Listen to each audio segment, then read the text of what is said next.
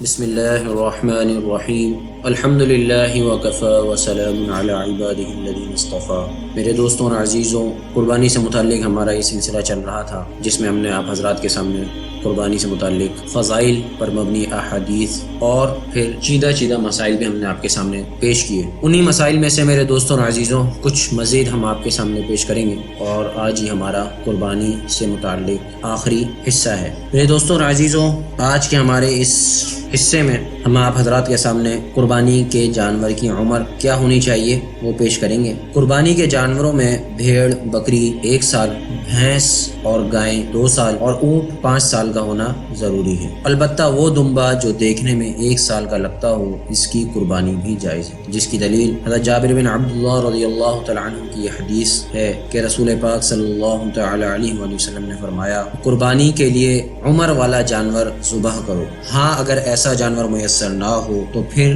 6 ماہ کا دمبا ذبح کرو جو سال کا لگتا ہو۔ تو میرے عزیزوں، حضرات فقہا فرماتے ہیں کہ اس سے مراد وہ دمبا ہے جو اتنا بڑا ہو کہ اس کو سال والے دمبوں میں ملا دیا جائے تو دیکھنے میں سال والوں کے جیسا لگتا ہو، اور حضرات فقہا کے نزدیک دمبا وہ ہے جو 6 ماہ مکمل کر چکا ہو۔ میرے عزیزوں، قربانی کے جانور میں کتنے شرکا ہو سکتے ہیں اور ان کی کیا تعداد ہونی چاہیے، کس جانور میں کتنے حصے ہوتے ہیں؟ تو عزیزوں، قربانی کا جانور اگر اونٹ، گائے یا بھینس ہے تو اس میں 7 آدمی شریک ہو سکتے ہیں، جس کی دلیل حضرت جابر رضی اللہ تعالیٰ عنہ کی یہ حدیث ہے کہ وہ فرماتے ہیں کہ آپ صلی اللہ تعالیٰ علیہ وسلم کے ساتھ حج کا احرام باندھ کر ہم نکلے تو آقا علیہ الصلوۃ والسلام نے حکم دیا کہ ہم اونٹ اور گائے میں 7 آدمی شریک ہو جائیں۔ ایک اور جگہ حضرت جابر رضی اللہ تعالیٰ عنہ سے روایت ہے کہ ہم نے حدیبیہ والے سال آپ صلی اللہ تعالیٰ علیہ وسلم کے ساتھ قربانی کی، چنانچہ اونٹ 7 آدمیوں کی طرف سے اور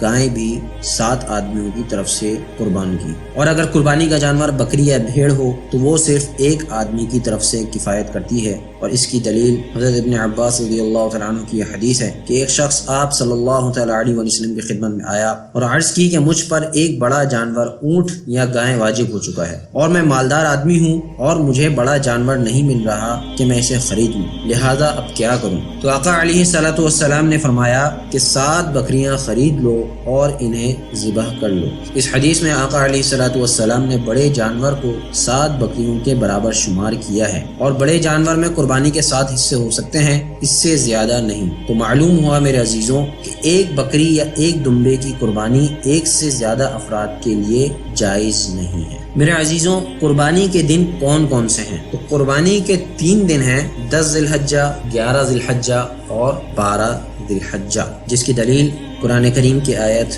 بسم اللہ الرحمن الرحیم لیشہدوا منافع لہم ویذکروا اسم اللہ فی ایام معلومات، جس کا ترجمہ ہے کہ تاکہ اپنے فوائد کے لیے موجود ہوں اور ایام مقررہ میں ان مخصوص چوپایوں پر اللہ کا نام لیں۔ جو حضرت عبداللہ بن عمر رضی اللہ تعالیٰ عنہ فرماتے ہیں کہ ایام معلومات سے مراد یوم نحر 10 ذی الحجہ اور اس کے بعد کے 2 دن ہیں، جس کی دلیل حضرت سلمہ بن اکوع رضی اللہ تعالیٰ عنہ سے روایت ہے کہ نبی اکرم صلی اللہ تعالیٰ علیہ وسلم نے فرمایا، تم میں جو شخص قربانی کرے تو تیسرے دن کے بعد اس کے گھر میں قربانی کے گوشت میں سے کچھ نہیں رہنا چاہیے۔ تو اس حدیث سے معلوم ہوتا ہے کہ قربانی کے دن 3 ہی ہیں، اس لیے کہ جب چوتھے دن قربانی کا بچا ہوا گوشت رکھنے کی اجازت نہیں تو پورا جانور ذبح کرنے کی اجازت کیسے ہوگی؟ لیکن میرے دوستوں، 3 دن کے بعد قربانی کا گوشت رکھنے کی ممانعت ابتداء اسلام میں تھی، بعد میں اجازت دے دی گئی کہ اسے 3 دن کے بعد بھی رکھا جا سکتا ہے۔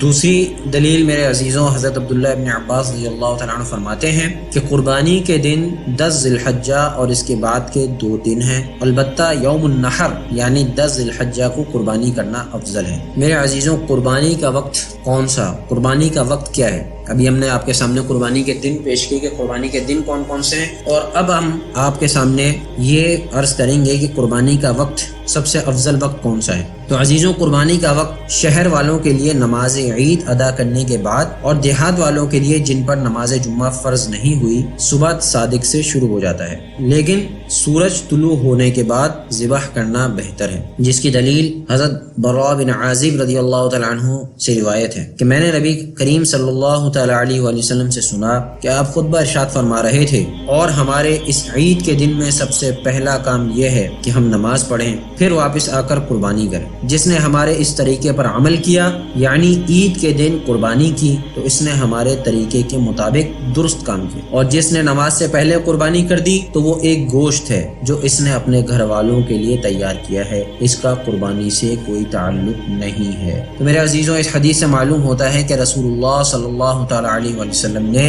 نماز عید سے پہلے قربانی کرنے سے منع فرمایا ہے۔ دیہات میں چونکہ نماز عید کا حکم نہیں ہے، اس لیے وہاں اس شرط کا وجود ہی نہیں، تو ان کے لیے یہ حکم نہیں ہوگا۔ وہاں قربانی کے وقت کا شروع ہونا ہی کافی ہوگا، اور اس کا آغاز طلوع فجر سے ہوتا ہے۔ میرے عزیزوں، قربانی سے متعلق چند عمومی مسائل ہم آپ کے سامنے پیش کرتے ہیں۔ میرے عزیزوں، خصی جانور کی قربانی کرنا جائز بلکہ افضل ہے۔ اگر کوئی آدمی عقیقے کی نیت سے قربانی کے جانور میں اپنا حصہ رکھ لے تو یہ بھی جائز ہے۔ میرے عزیزوں، ایسا لنگڑا جانور جو چلتے وقت پاؤں زمین پر بالکل بھی نہیں رکھ سکتا ہو، اس کی قربانی جائز نہیں۔ البتہ اگر وہ چلنے میں اس پاؤں سے کچھ سہارا لیتا ہے تو اس کی قربانی جائز ہے۔ اگر جانور کے اکثر دانت ٹوٹے ہوئے ہوں کہ چارہ بھی نہ کھا سکتا ہو تو اس کی قربانی جائز نہیں۔ ہاں، اگر چارہ کھا سکتا ہے تو قربانی جائز ہے۔ جس جانور کے پیدائشی طور پر ایک یا دونوں کان نہ ہوں، یا کان کا تیسرا یا اس سے زیادہ حصہ کٹا یا چرا ہوا ہے تو اس کی قربانی جائز نہیں۔ ہاں، اگر تیسرے سے کم حصہ کٹا ہوا ہے تو اس کی قربانی جائز ہے۔ اگر جانور کا سینگ ٹوٹا ہوا ہے لیکن جڑ سے نہیں اکھڑا تو اس کی قربانی جائز ہے، اور اگر جڑ سے اکھڑ چکا ہے تو اس کی قربانی جائز نہیں ہے۔ میرے دوستوں، جانور کی دم اگر تہائی سے کم کٹی ہوئی ہے تو قربانی جائز ہے، لیکن اگر تہائی یا اس سے زائد کٹی ہوئی ہے تو اس کی قربانی جائز نہیں ہے۔ گائے یا بھینس وغیرہ کا ایک تھن خراب اور باقی 3 تھن ٹھیک ہیں تو قربانی جائز ہے، اور اگر 2 تھن خراب ہیں تو قربانی جائز نہیں ہے۔ اسی طرح بکری وغیرہ کا 1 تھن خراب ہو تو قربانی جائز نہیں۔ میرے دوستوں، جانور اگر اندھا ہو یا کانا ہو یا ایک آنکھ کی تہائی یا اس سے زیادہ کی روشنی نہ ہو تو اس کی قربانی جائز نہیں۔ ہاں، اگر روشنی تہائی سے کم جاتی رہے تو قربانی جائز ہے۔ میرے دوستوں، ذبح کرنے والے کے لیے ضروری ہے کہ مسلمان ہو،